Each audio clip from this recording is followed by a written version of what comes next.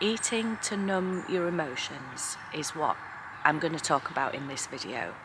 So stick with me. If you're somebody who in the past, or still does, cope with stressful situations, or situations where your emotions are heightened by eating when you're not hungry. That's the difference. Because obviously when you're hungry, you need to eat, of course. But if you're somebody like me who encounters emotionally stressful situations and their answer is to turn to food, you might enjoy this video, might not be the right word.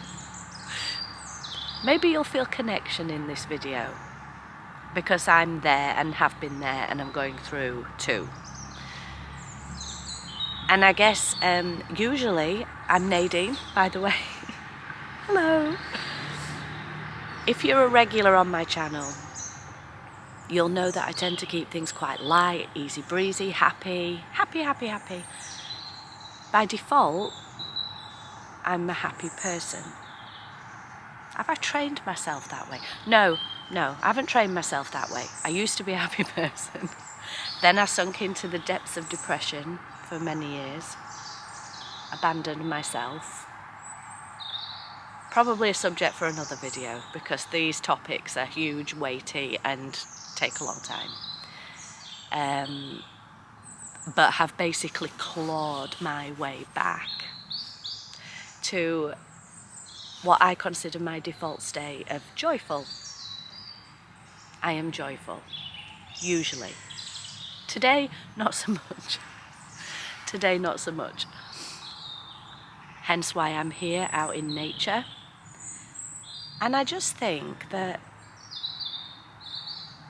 I'm learning and have learned now how to cope with emotional and stressful situations. Wasn't always the case.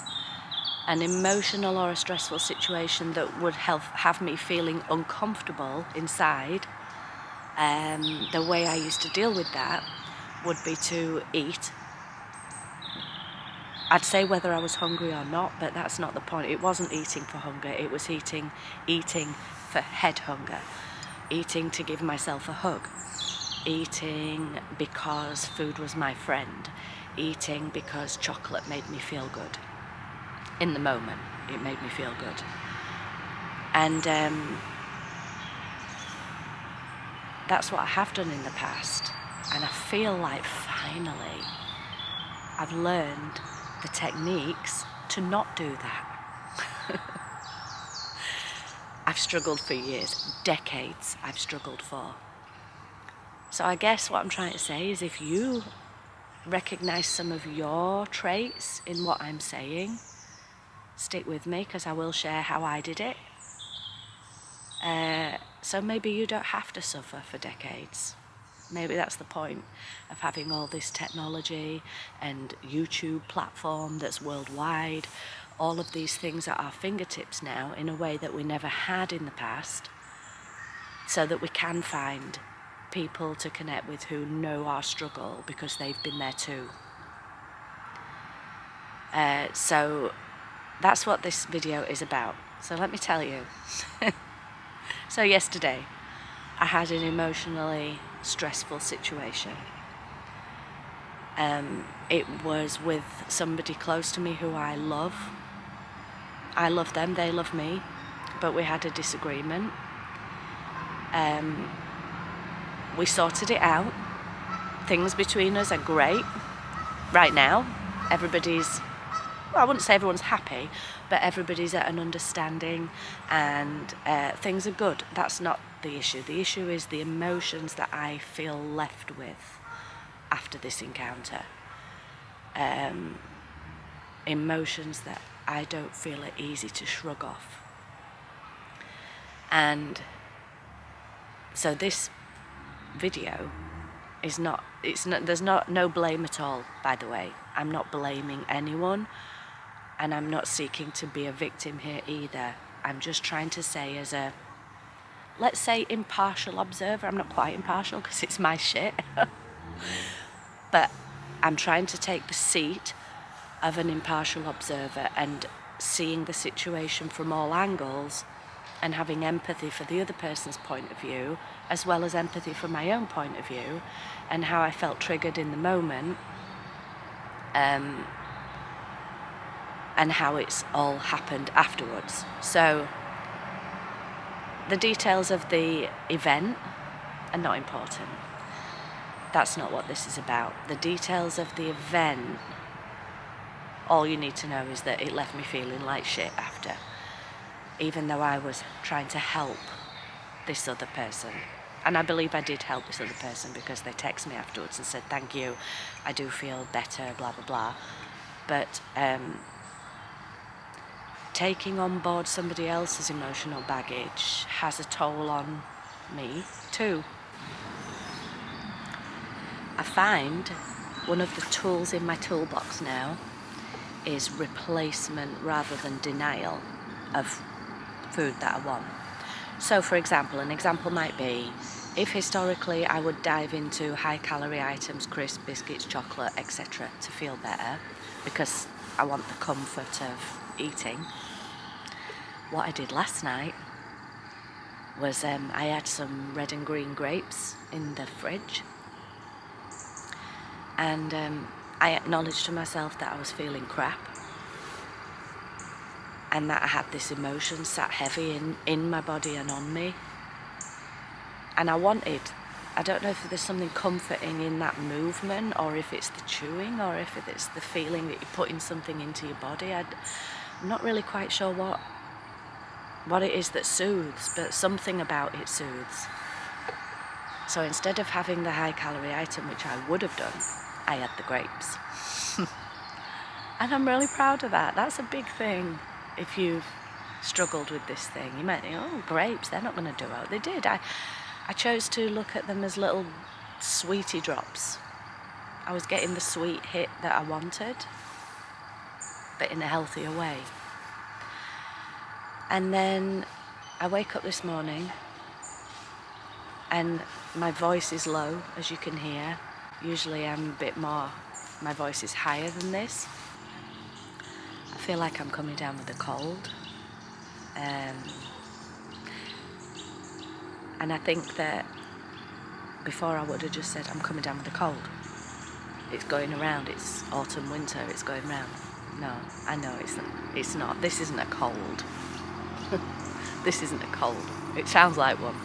I'm scratching my nose now as well, so it's like, it looks like one, it sounds like one, but it ain't one. I recognise it's a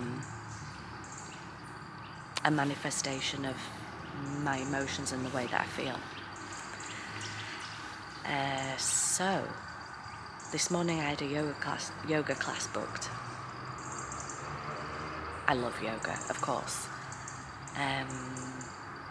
but I wasn't up for it this morning. A bit more of a power yoga class on a Thursday, which is what today is. I don't have it in me to do a power yoga class today, so I cancelled it, and I thought I'll do some self-care instead. And as I sat there with my morning coffee, trying to process and think, okay, how am I going to deal with the way I feel right now? I thought, you know what I'm going to do? I'm going to put my coat on and go to nature. I will show you an image of what it looks like on that side of the camera, the view that I can see.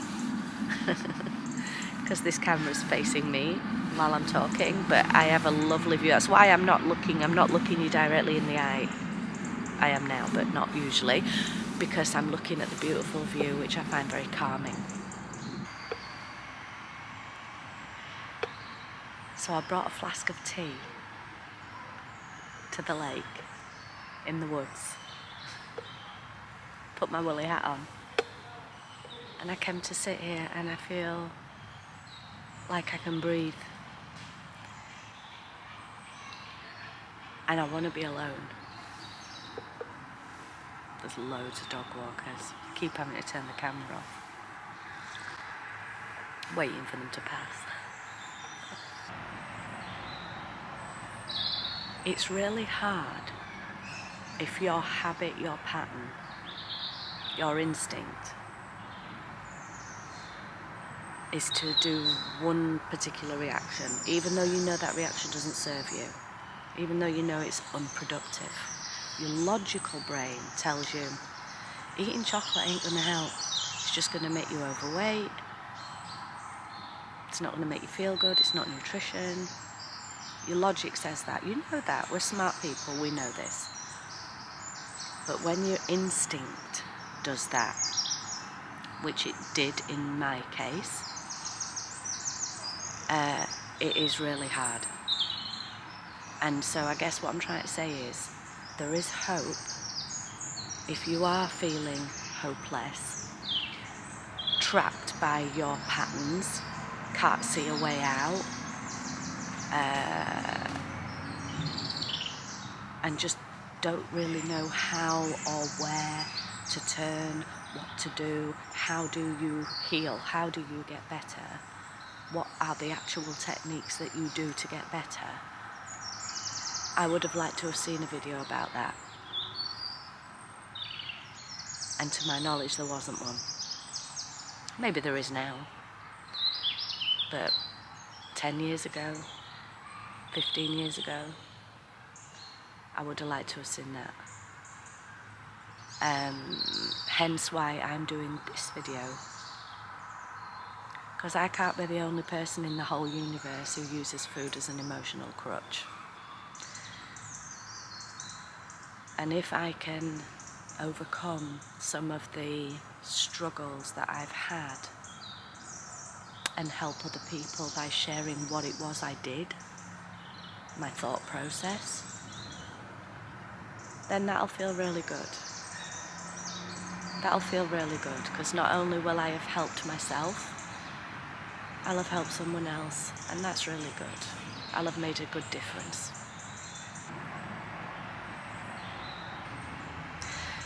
One thing I would say is that if you are feeling feelings of discomfort, emotional anguish, pain, and I'm talking emotional pain, not physical pain. If you're in physical pain, you break your leg, you go to the doctor, the ambulance, the A&E, whatever, you get it dealt with, fixed, done. When it's mental pain, emotional pain, spiritual pain, where'd you go? Who do you see? Some people might turn to faith, church. Some people might turn to somatic movement, yoga. I did. I became a yoga teacher.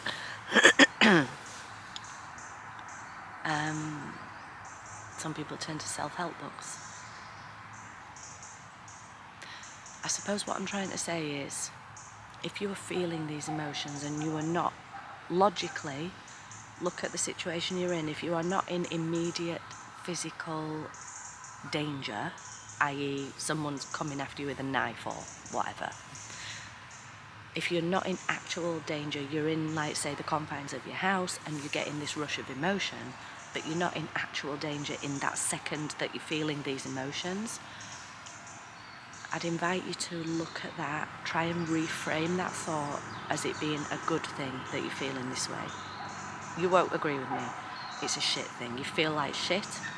You want to get rid of the discomfort and do whatever you can to remove the discomfort.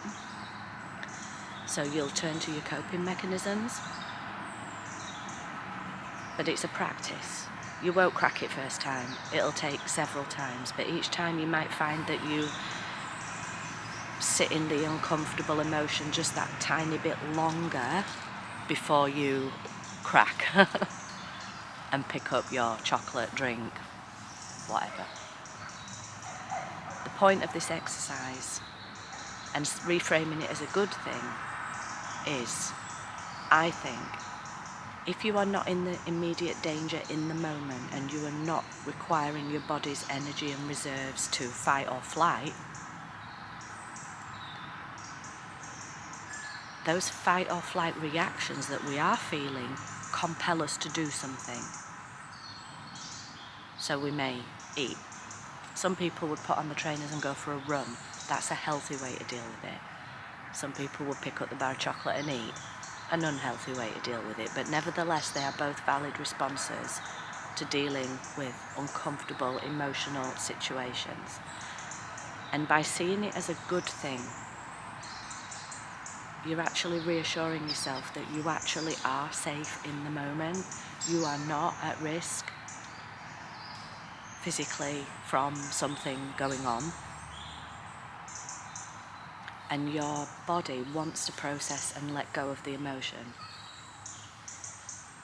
And by feeling the emotion, allowing it to pass up, feeling it and allowing it to come out of you and dissolve through you, it helps complete that cycle.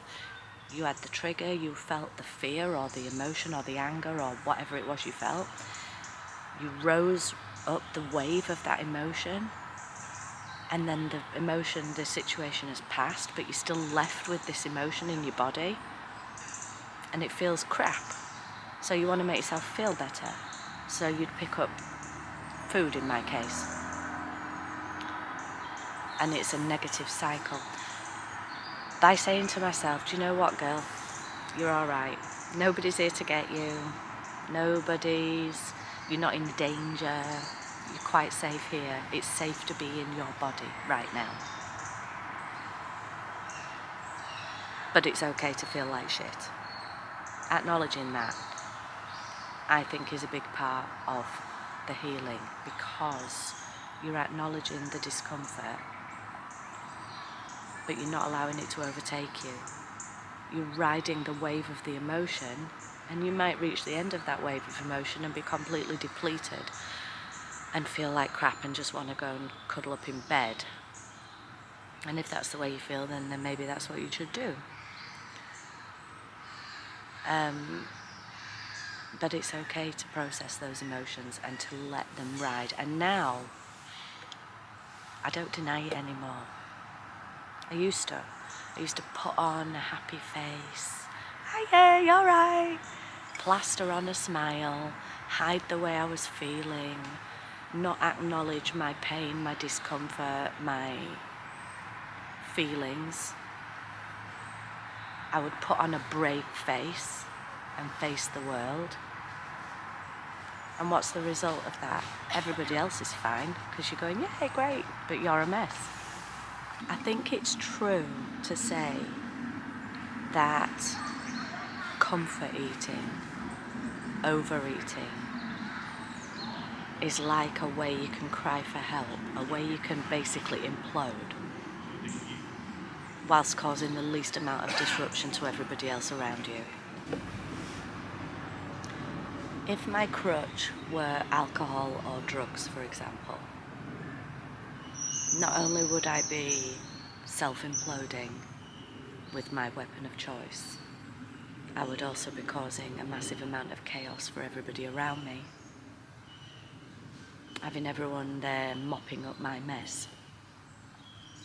But my weapon of choice is not alcohol or drugs. It's food, which is a habit, crutch, that I can safely use to implode, to be distressed with, and not affect those around me. So how do we break the cycle? I can only share what I did. It has worked and is working for me, but it's a process. Other people may have other methods, equally valid. You pick what works for you. You do what works for you. For me, well, yoga has been a massive, massive help. Yoga enabled me to accept my body, be used to being still and present within my body, helped me generate a new respect for my body. I think there's something very empowering with physical activity. If you can, when I was probably almost at my largest, not quite at my largest, I remember running a 5K race for life.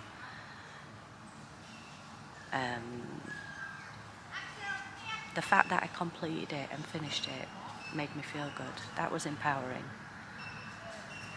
So physical achievements are really good.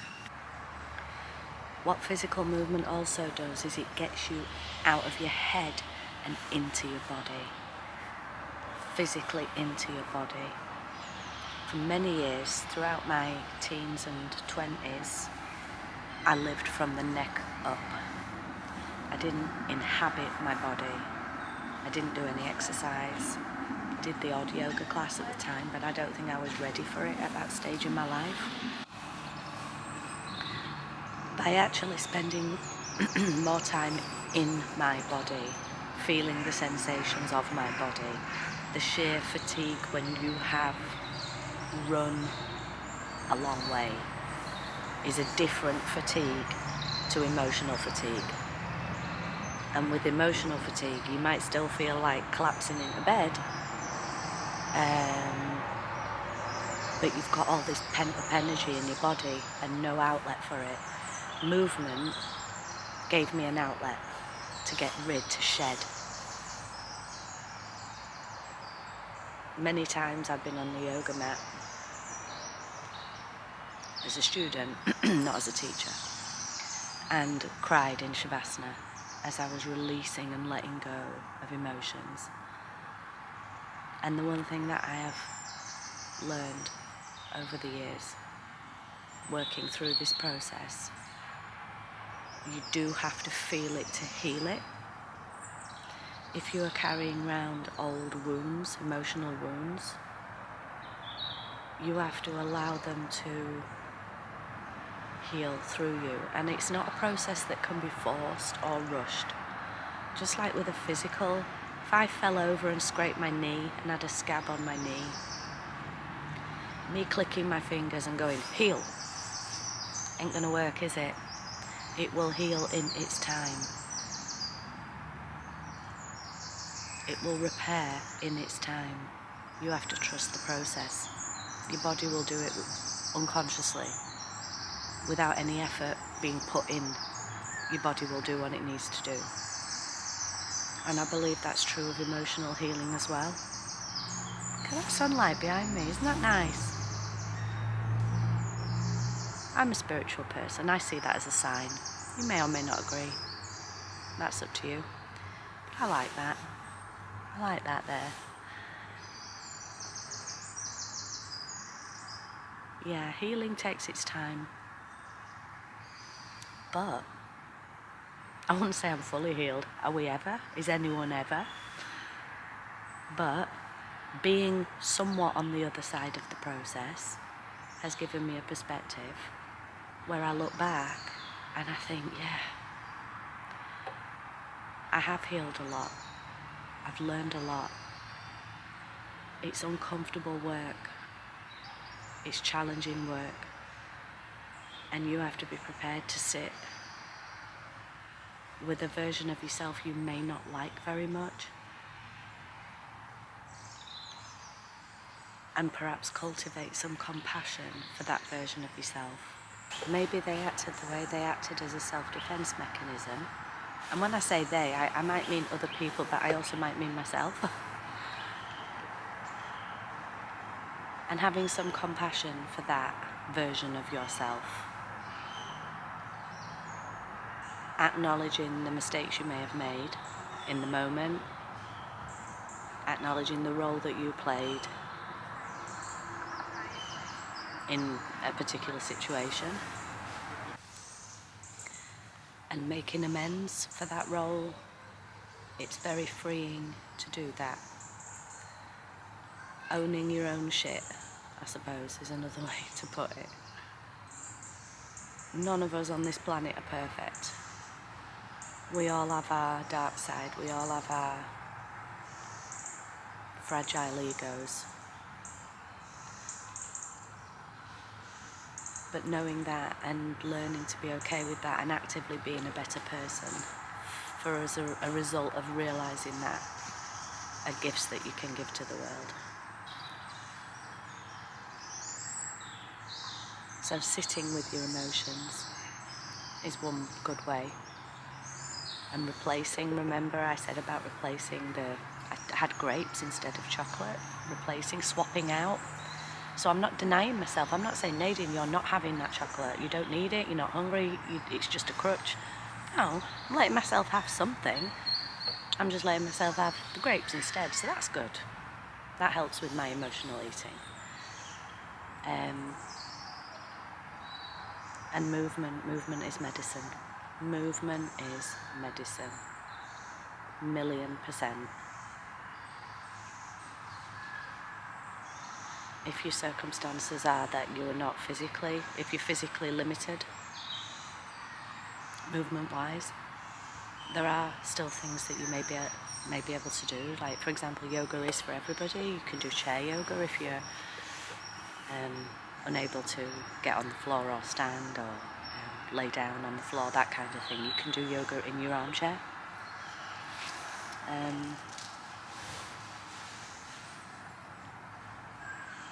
And getting into nature as much as you can, because it really is very healing.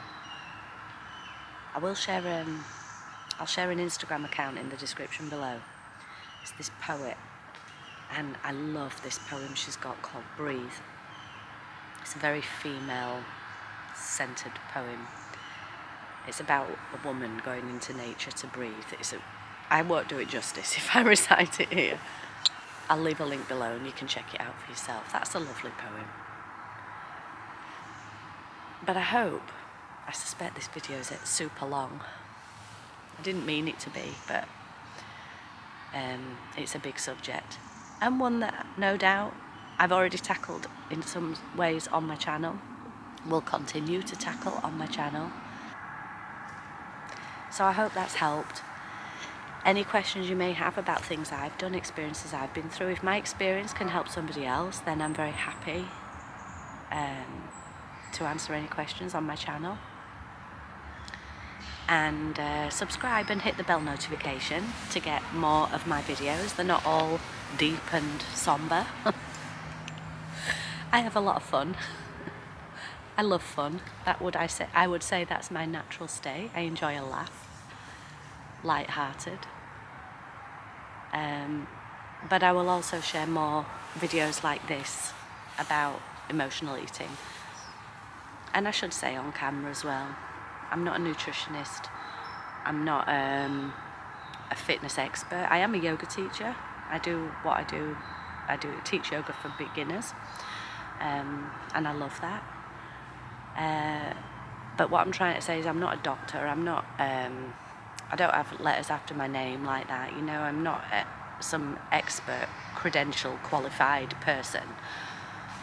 What I am is someone who has been through the struggle myself, knows what it looks and feels like, and happy to share my experience. So if you have more complex needs, obviously I'd encourage you to seek help with the professionals who are qualified to assist. But hopefully my video and my experience might help you feel less alone, and that's the aim. So I'll sign off here and I'll see you on the next video.